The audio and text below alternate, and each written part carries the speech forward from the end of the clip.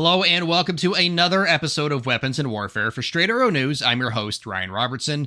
Just ahead this week, from rifles to tilt rotors, the Army goes on a designation spree. We've got the details. Plus, the mortar gets a glow up. We check out the Scorpion Light mobile mortar system in our weapon of the week. And Fairbanks Morse Defense is bringing the pit stop to the fleet. In our comms check, see how this innovative idea is keeping American ships on the job and out of the docks. But we're going to dive into our main story first, preparing for conflict in the Pacific. It's a subject we've been following almost from the beginning here at Weapons and Warfare. As China continues to grow its military strength and make bold moves in the South China Sea, the Department of Defense is working to keep China's influence in check and ensure everyone can operate freely in the waters of the world's largest ocean. Over the course of the past few months, we've traveled to Aurora, Colorado, Washington, D.C. several times, and Tampa, Florida, each time hearing from different branches of the U.S. military about the issues they're facing.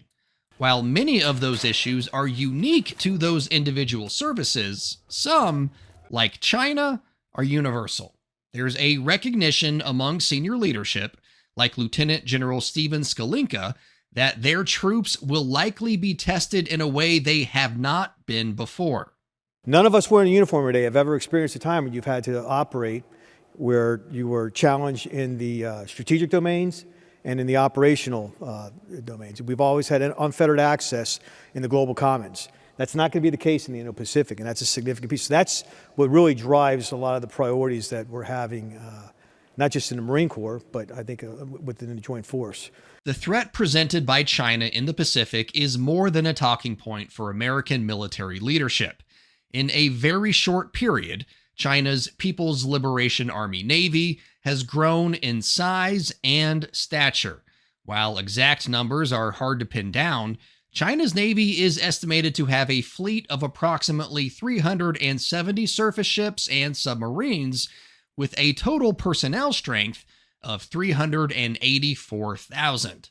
For the Deputy Commander of the U.S. Pacific Fleet, Vice Admiral Blake Converse, those numbers line up with what he's seeing in the Pacific theater. When I was a young officer driving submarines across the Pacific almost 30 years ago, you could drive across the Pacific through the South China Sea, through the Andaman Sea and into the Indian Ocean, and it was very unlikely that you would see a Chinese warship, a Chinese aircraft, or Chinese submarine during the entire transit.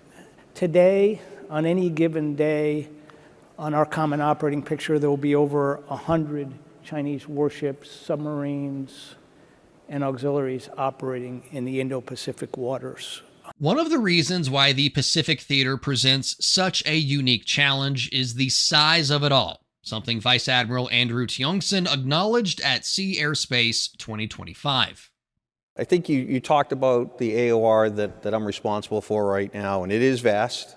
It's about 74 million square miles. It's got over 70 nations that are in it.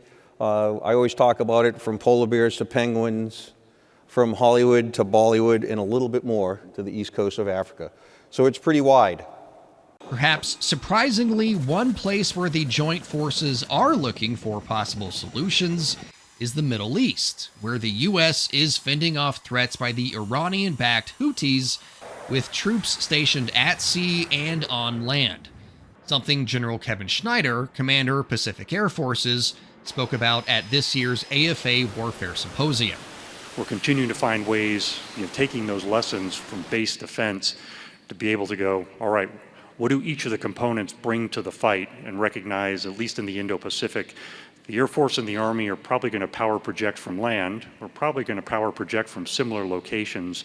So are there capabilities that they have in their formations? Are there capabilities we have in our formations that we can build on this? And that's incumbent upon having a command and control system that allows systems and capabilities to plug into that quickly. That inter-service capability is something now retired Army General and former commander of the U.S. Army Pacific, Charles Flynn, talked about last October at AUSA. We concede no domain in the Pacific. We can't lose in any one of them. So the strength that we have to apply, not just in the air domain, not just in the maritime domain, not just in the space and cyber domain, there is also strength that's required in the land domain to integrate all of these things. And the interdependencies of the joint force, they're reliant upon land forces bringing these things together. While the number does vary, according to recent estimates, the U.S. military has approximately 350,000 personnel stationed in the Pacific region. The largest concentration of troops are in Japan and South Korea, with significant numbers also stationed in Guam and Hawaii. And the one thing they all depend on to stay mission ready is space, a factor not lost on Brigadier General Anthony Mastelaar, commander of U.S. Space Forces Indo-Pacific. We need to establish space superiority first. And the reason why that's a challenge for us in the Indo-Pacific is exactly because China is racing toward parity in those other domains. So the other components, the air domain, the maritime domain, the land domain, depend on the Space Force more than ever to provide that protection against, protecting the joint force from space-enabled attack. As China continues building up its navy, its impact on stability in the Pacific region is becoming increasingly important. It's one of the many reasons why American military leadership says it's crucial for the United States and its allies to come together and respond effectively to maintain peace in the Pacific.